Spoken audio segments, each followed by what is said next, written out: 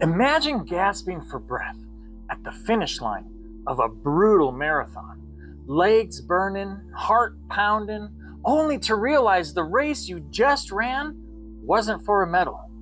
It was for someone else's life. What would drive someone to give everything, even their life, for the sake of another? Today, we're diving into one of the most profound moments in history.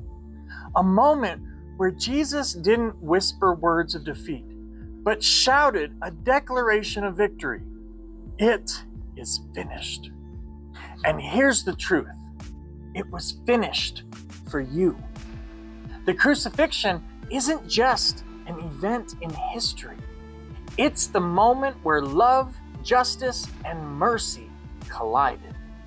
As we read John 19:16 through 30, I want you to ask yourself, what does the cross mean for me personally? Because the cross wasn't just something Jesus endured. It's a call to live differently today. This moment changes everything. Let's read John 19:16 through 30. Then Pilate turned Jesus over to them to be crucified. So they took Jesus away.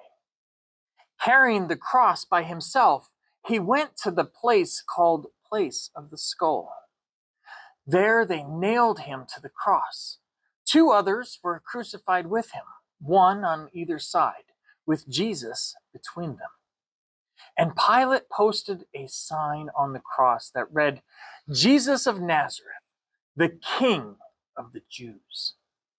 The place where Jesus was crucified was near the city, and the sign was written in Hebrew, Latin, and Greek, so that many people could read it. Then the leading priests objected and said to Pilate, change it from the King of the Jews to he said, I am King of the Jews. Pilate replied, no, what I have written, I have written. When the soldiers had crucified Jesus, they divided his clothes among the 4 of them. They also took his robe, but it was seamless, woven in one piece from top to bottom. So they said, rather than tearing it apart, let's throw dice for it.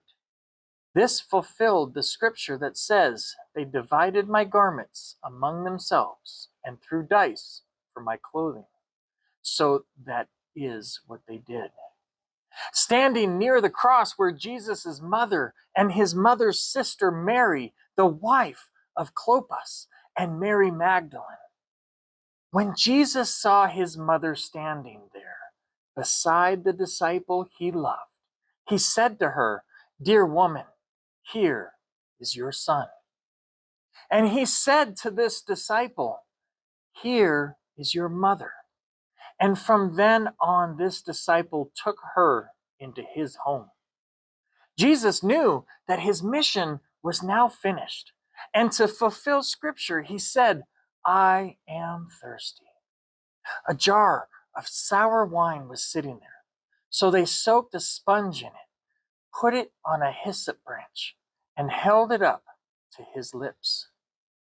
When Jesus had tasted it, he said, it is finished. Then he bowed his head and released his spirit.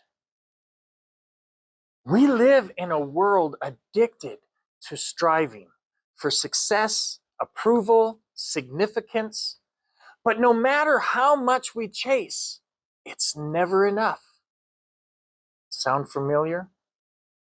That's the problem. Humanity is stuck in an endless cycle of unfinished work, unfinished peace, and unfinished purpose. But the cross speaks differently to that ache in our souls. Jesus didn't just carry wood to Golgotha. He carried you, your guilt, your shame, your brokenness. Take a moment. What burden are you carrying today? It is finished is a declaration. These words weren't a sigh of surrender. They were a roar of victory. In Greek, tetelestai means paid in full. Jesus didn't partially save you. He completely did. So what does this mean for you and me today? We live in a world that tells us we have to earn our worth. The cross tells us you don't have to prove anything. Your value isn't in what you do, it's in what Jesus has already done. How would your life change if you truly believe that? Close your eyes for a second. Picture Jesus on the cross, beaten, bleeding, and yet full of love.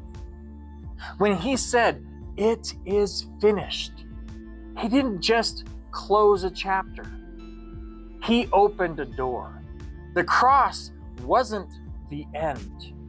It was the beginning of a new relationship between you and God. So what now? The cross is an invitation to rest, to receive grace, to live in the freedom Jesus purchased for you. So today, stop striving. The work is finished. If this message spoke to you, let's keep spreading the hope of the gospel together. Consider supporting this ministry on Patreon. It helps us reach even more people. And now, I want to hear from you. What does the cross mean to you? Drop it in the comments. I'd love to read your thoughts. And if you found this lesson powerful, check out this next video. I think it'll challenge you even more. Until next time, God bless.